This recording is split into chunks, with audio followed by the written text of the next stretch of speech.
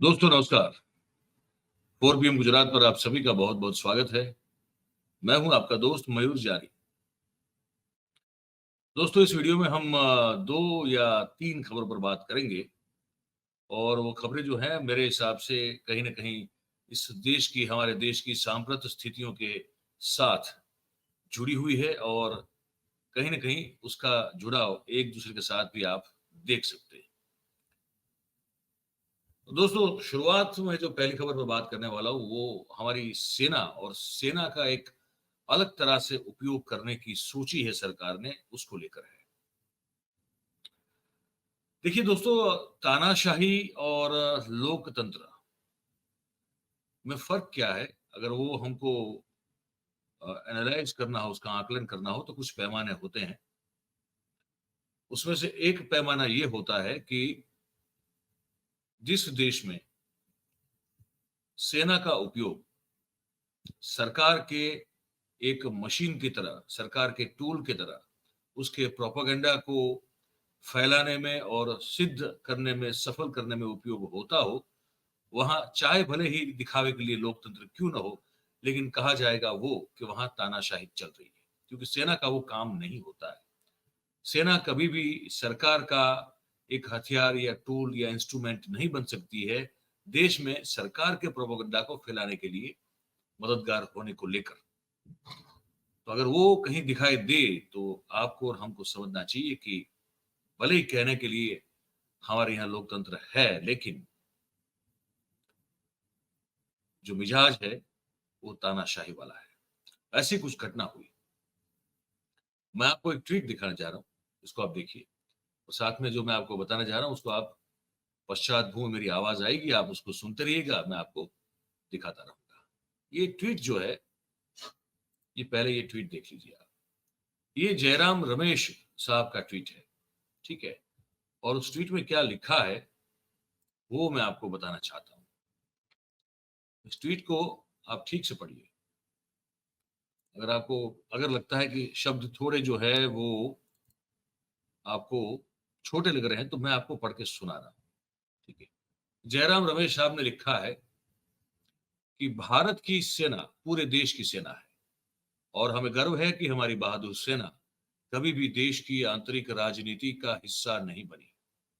9.5 साल की सरकार के दौरान महंगाई, बेरोजगारी और सभी मोर्चों पर विफल रहने के बाद भी मोदी सरकार अब सेना से अपना राजनीतिक प्रचार कराने का बेहद घटिया प्रयास कर रही है। सेना का राजनीतिकरण करने का यह प्रयास बेहद खतरनाक कदम है। भारतीय सैन्य बलों की सर्वोच्च कमांडर राष्ट्रपति जो मुर्मू जी हैं हमारी, उसके बारे में वो आगे लिख रहे हैं कि राष्ट्रपति द्रौपदी मुर्मू जी से हमारा अनुरोध है कि वे इस मामले में हस्तक्षेप करके मोदी सरकार को इस गलत कदम को तुरंत वापस लेने का निर्देश करें। अब इस आप देखेंगे इस ट्वीट में एक अखबार का कटिंग जुड़ा हुआ है, ठीक है?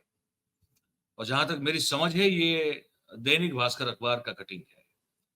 इसमें ये लिखा गया है कि रक्षा मंत्रालय की पहल, युवाओं के लिए होंगे एआई डिजिटल सेल्फी पॉइंट। फिर हेडलाइन रखी गई है, हेडलाइन जो दी गई है वो है सेना सरकारी योजनाओं का प्रचार करेगी, देश के 9 शहरों में बनेंगे सेल्फी पॉइंट। और इसमें इन लोगों ने फिर जो अपने हिसाब से भास्कर का एक अलग सा अपना एक एक स्टाइल ऑफ फंक्शनिंग है अखबार को लेकर। तो उसमें बताया गया है कि केंद्र की फ्लैगशिप योजनाओं जैसे कि नारी सशक्तिकरण, उज्ज्वला, आत्मनिर्भर और सक्षम भारत को जनता के बीच ले जाने के काम में अब सैन्य और रक्षा प्रतिष्ठानों को भी शामिल किया जा रहा है।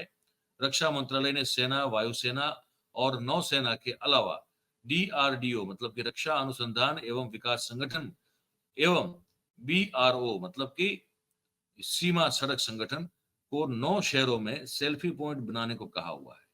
यहाँ प्रधानमंत्री नरेंद्र मोदी की फोटो के साथ योजनाओं के सेल्फी पॉइंट बनेंगे और रक्षा मंत्री राजनाथ सिंह को ये उनका भी एक बयान जो है उन्होंने उसमें लिखा हुआ है और इसमें कहा है उन्होंने कि रक्षा मंत्री राजनाथ सिंह जो है उसके बैठक बैठक सब की और सैन्य और प्रतिष्ठानों को सेल्फी पॉइंट थीम और उन्हें स्थापित करने की लोकेशन भी बताई गई है। जहां विधानसभा चुनाव होने जा रहे हैं उन्हें सेल्फी पॉइंट से अलग रखा गया है। अब ये जो है ये सेना क्यों करे, ये समझ में नहीं आ रहा है। सवाल यहां पे ये है, जो 822 सेल्फी पॉइंट जो लगाए जाएंगे उसमें से आर्मी वाले जो हैं 100 लगाएंगे, वायुसेना वाले 75, नेवी 75, बीआरओ 50, डीआरडीओ 50 और सैनिक स्कूल 50 और अन्य रक्षा संगठन जो है वो 422 सेल्फी पॉइंट जो है वो लगाएंगे। इस पर फिर पवन खेरा ने भी अपना एक ट्वीट कर दिया। पवन खेरा ने कहा कि यह बहुत ही खतरनाक प्रयोग है, पड़ोसी देश की हालत से हमें सीखना चाहिए और लोकतंत्र के साथ खिलवाड़ करने से बाज आना चाहिए। सवाल यह है कि बाज तो आना चाहिए, लेकिन हम जिस दिशा में धंसते हुए जा रहे हैं वहां तो कहीं बाज आने वाली बात हमको या तो आपको नजर नहीं आ रही है। ये एक खबर थी जो हमको लगा बड़ी महत्वपूर्ण। दूसरी खबर यह है कि देखिए चुनाव का मौसम आ चुका है ना, और राजस्थान, मध्य प्रदेश तो बड़े घमासान वहां मचा हुआ है, बड़ा घमासान मचा हुआ है। वहां एक वीडियो आई हमारे समक्ष, तो हमने कहा ये गजब है, इसको जरा आपको दिखाना चाहिए। तो उन्होंने सोचा वो आपको दिखा दें। पहले एक ट्वीट है, ट्वीट को देख लीजिए आप। ट्वीट में क्या कहा गया, कांग्रेस के द्वारा ट्वीट है ये। कांग्रेस कह रही है कि राजस्थान में बीजेपी के लोग कांग्रेस से नहीं बल्कि आपस में ही लड़ रहे हैं। राज्यवर्धन सिंह राठौड़ को बीजेपी ने विधानसभा चुनाव का टिकट दिया है। जमीन पर स्थिति ये है कि वो अपने घर से बाहर निकल नहीं पा रहे हैं। बीजेपी के कार्यकर्ता और जनता नारे लगा रही है, कर्नल कहना मान ले, बोरिया बिस्तर बांध ले। तो ये हम आपको दिखा भी दें, आप सिर्फ पढ़ के क्यों सुनाएं, देख लीजिए आप।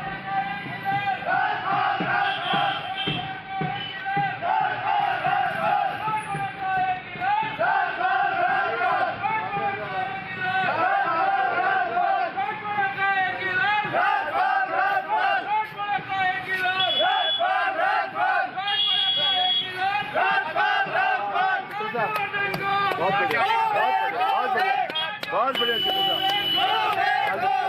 ताली आपने ताली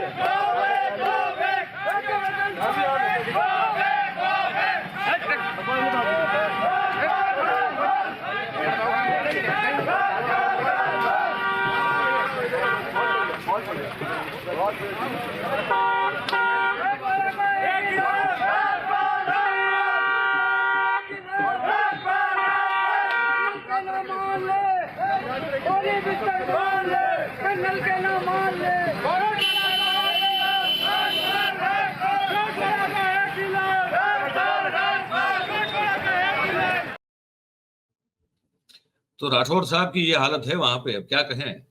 हमने सोचा कि जो दिखाना आपको, जो खबरें होती है वो बड़े कैबिनेट मिनिस्टर रह चुके हैं भाई, फिर उनका डिमोशन हुआ वो अलग बात है, पर अब जब फिर से इस बार विधायक के तौर पर लड़ने जा रहे हैं तो हालत वहां पे उनकी ये बनी हुई है।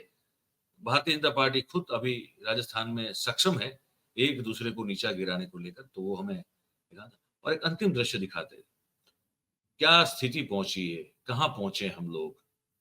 और इस देश के युवा का मानस जो है वो, बहुत सारे रैंडम एग्जाम्पल्स आ रहे हैं हमारे पास कि वो कुछ सटक सा गया है। क्यों? शायद रोजगार वजह उसकी। महिला पुलिस के साथ जब ये 14 अक्टूबर को भारत और पाकिस्तान के बीच की मैच खेली जा रही थी, तब उस दिन एक युवा ने महिला कांस्टेबल के साथ क्या बर्ताव किया उस स्टेडियम में बैठे हुए, वो दृश्य मैं आपको दिखा दूं, उसके बाद हम इस कार्यक्रम को संपन्न करेंगे। पहले आप ट्वीट देख लीजिए, ये सीधे आपको दृश्य दिखाता हूँ।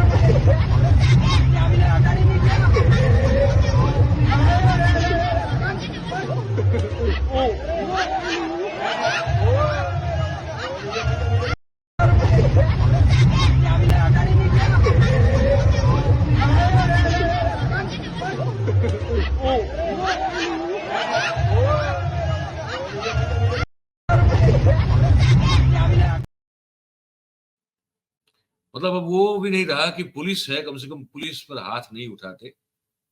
वो ये जानता नहीं होगा ऐसा तो नहीं है। अब जो युवा लगता है 19-20 या 25 साल के बीच का लगता है, उसको पता तो है कि पुलिस पर हाथ नहीं उठाया करते। वो बहुत बड़ा गैरकानूनी और इलीगल एक्शन हो जाती है आपकी ओर से। फिर आपके ऊपर लीगल एक्शन ली जा सकती है।